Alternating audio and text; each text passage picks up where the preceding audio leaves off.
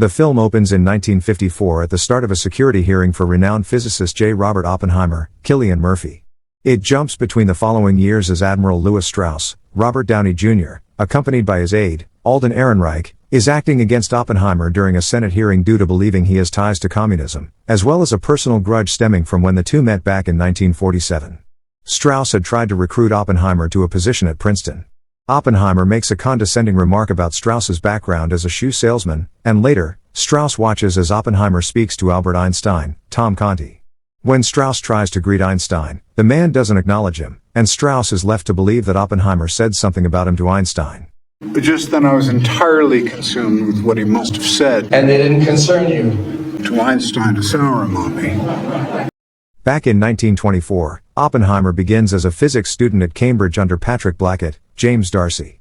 Oppenheimer wants to attend a lecture by Niels Bohr, Kenneth Branagh, but Blackett makes him stay behind and finish working on his project. Oppenheimer goes into the cabinet and injects an apple on Blackett's desk with potassium cyanide, before sneaking off to Bohr's lecture. Wait, understand reality. Einstein's opened the door, now we are peering through, seeing a world inside our world. The next day, Oppenheimer personally meets Bohr and stops him from eating the tainted apple.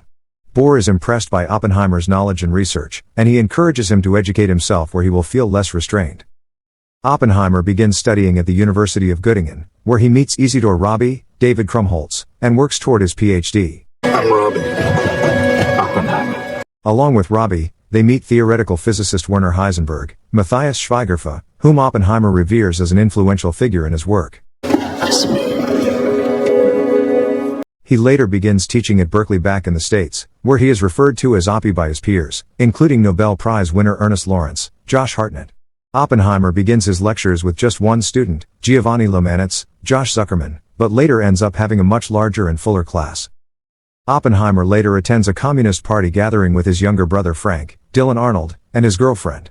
There, Oppenheimer meets and befriends Haken Chevalier, Jefferson Hall. Haken Chevalier, daughter Robert Oppenheimer. What are you working on? My work is so abstract. He then meets Jean Tatlock, Florence Pugh, chatting with her before taking her to bed.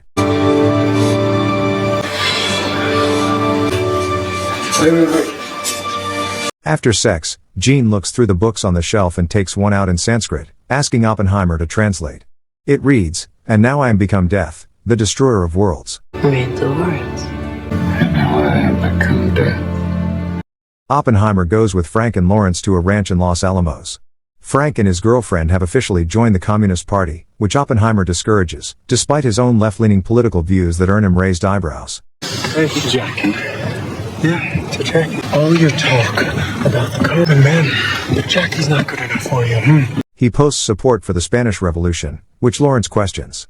Oppenheimer also joins the Federation of Architects, Engineers, Chemists and Technicians, FICT, which further fuel others' concerns that Oppenheimer is a communist.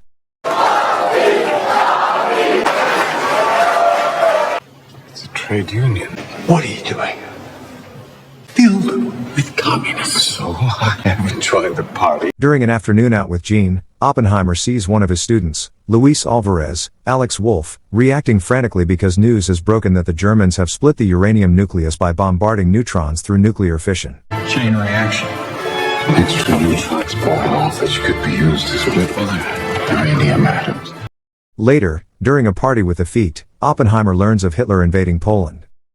Oppenheimer later meets Catherine Kitty Puening, Emily Blunt, a member of the Communist Party who is already in a failing marriage.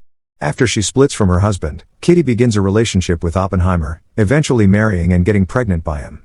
He goes to break things off with Jean, who is upset despite earlier trying to tell Oppenheimer that she did not want to continue the affair. We both know I'm not where you want, Jean. Don't alienate the only people in the world that understand what you do. Kitty gives birth to a son, Peter, and she becomes an alcoholic.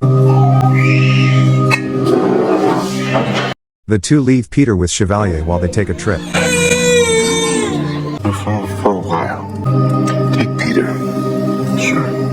At the university, Oppenheimer is met by General Leslie Groves, Matt Damon, and Lieutenant Colonel Kenneth Nichols, Dane DeHaan, to recruit him to be the director of the Manhattan Project to develop an atomic bomb during World War II. 40 miles. Any direction. I'll have to find the perfect spot. 4, Success. Building a town. Fast. Let's go recruit some scientists. Oppenheimer begins to recruit other scientists such as Richard Feynman, Jack Quaid, Kenneth Bainbridge, Josh Peck, Seth Nettermeyer, Devin Bostick, Lily Hornig, Olivia Thirlby, as well as Lomanitz and Alvarez. They set up shop in Los Alamos where they construct a fake town near the testing site. Edward Teller, Benny Softy, is brought in, and after he reviews the schematics and components of the bomb, Oppenheimer and the others realize with horror that in the wrong hands, a hydrogen bomb more powerful than the atomic bomb can be developed and possibly cause a chain reaction that will destroy the world. Another flash forward shows Oppenheimer forming a program for the hydrogen bomb with the Atomic Energy Commission. You see? We compact the atoms together under great pressure to induce a fusion reaction. Then we'll get not kilotons, but megatons. The men gather with their colleagues after the Soviet Union tests their atomic bomb. Strauss and Nichols, both staunch anti-communists, discuss the notion that there were several communists working on the Manhattan Project. During a security hearing, Oppenheimer's involvement with Chevalier is discussed due to him trying to get information on the project on behalf of the Russians, which was treasonous. The Chevalier incident? Lomanitz was also drafted due to his involvement in left-wing politics, making him look like a risk. General Gross, were you aware of Dr. Oppenheimer's left-wing associations when you appointed him? I was aware that there were suspicions about him. I was aware he had a very extreme liberal background. The matter is also complicated further during Oppenheimer's time on the project when he meets Colonel Boris Pash, Casey Affleck, who is the project's head of security and also personally goes after communists. Yes, well, I didn't want to talk to Lomanitz without authorization. That's not the particular interest that I have. It's something a little bit more, in my opinion, more serious. An anti-communist lawyer, William Borden, David Dastmalchian, presents the members of the hearing with an indictment on Oppenheimer. Oppenheimer's relationship with Jean is also called into question, with flashbacks showing that he continued their affair. He admits to his adultery with Kitty present in the room, and she envisions Jean having sex with her husband in front of her. In 1949, Jean commits suicide via an overdose and drowning in the bathtub, although there is a quick glimpse of what appears to be a hand forcing her head into the water, suggesting Jean was possibly murdered and was set up to look like a suicide. Kitty finds Oppenheimer in the woods having a breakdown over the news, but she tells him to pull himself together. Sometime during the project's development, Bohr is brought to Los Alamos after being stuck in Europe due to Nazi occupation. He contributes to the project's work with Oppenheimer and Teller. Bohr tells Oppenheimer that he is giving mankind the power to destroy themselves. After Hitler's death, the team continues with the project since they know the Japanese are continuing their wartime efforts. The team carries out several bomb tests.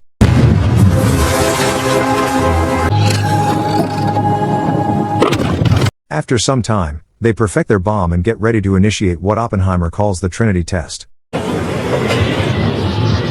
Everyone gathers at a safe distance at night and prepare for the outcome. The bomb detonates and produces a powerful mushroom cloud and subsequent shockwave.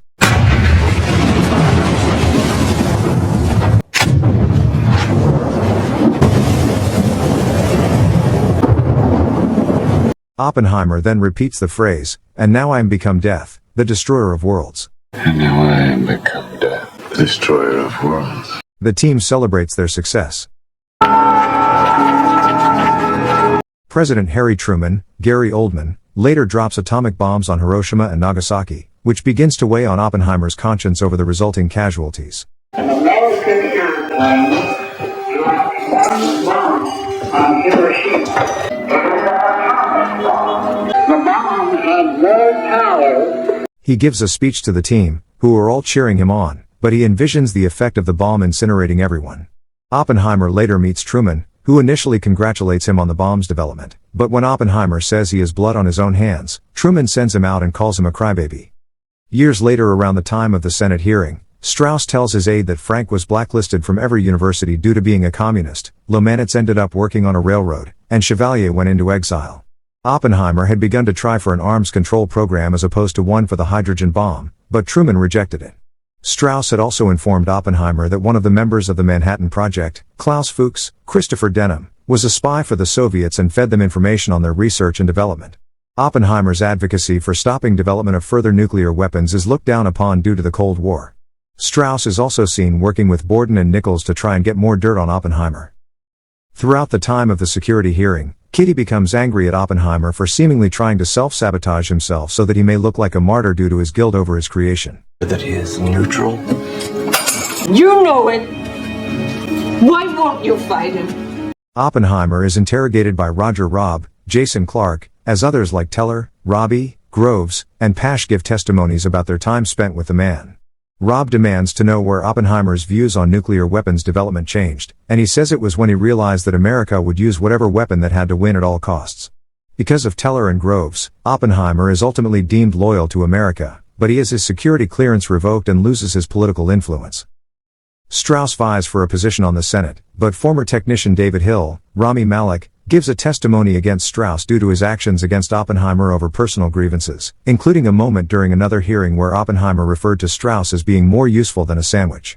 Strauss loses his chance at the Senate. We then see the conversation Oppenheimer has with Einstein before Strauss approaches them. One more flash forward in their discussion shows Oppenheimer in 1963 receiving the Enrico Fermi Award from President Lyndon B. Johnson. They talk about the implications that their work in nuclear weapons may have started a chain reaction that has doomed the world. We thought we might start a chain reaction that would destroy the entire world. I remember it well. What happened? I believe we did. Oppenheimer then sees visions of nukes going off around the world, engulfing the planet in fire and ash, and the movie ends. Make sure to subscribe and don't forget to turn on notifications so you can watch more videos like this. Thank you for watching and see you next time.